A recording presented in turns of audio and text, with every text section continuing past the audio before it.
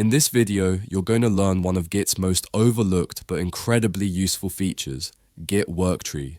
By the end of this workshop, you'll understand exactly how it works and why it allows you to work on multiple branches at the same time without switching or stashing. Let's walk through the entire process together, step by step.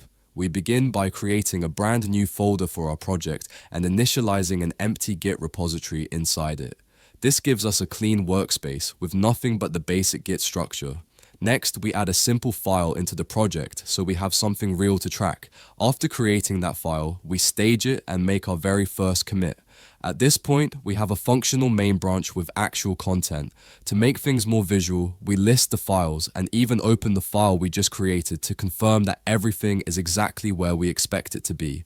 We also check which branches currently exist. Right now, only the main branch.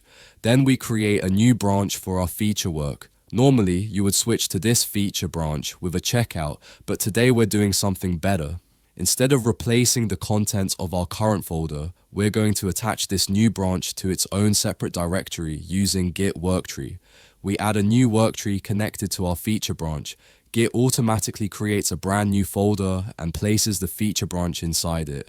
We then move into this new folder. This is our second workspace, completely separate from the original. Inside the feature workspace, we create a new file specifically for the feature branch. We stage it, commit it, and then list the directory contents to clearly see what exists in this branch's world. At this point, the feature workspace contains files that the main workspace does not. Now comes the moment where Worktree truly shines. We go back to our original project folder, the one that represents the main branch, and we list the files again. You'll immediately notice that the feature-only file is not here. The main branch remains untouched, clean, and completely independent, even though we just committed new work in another workspace.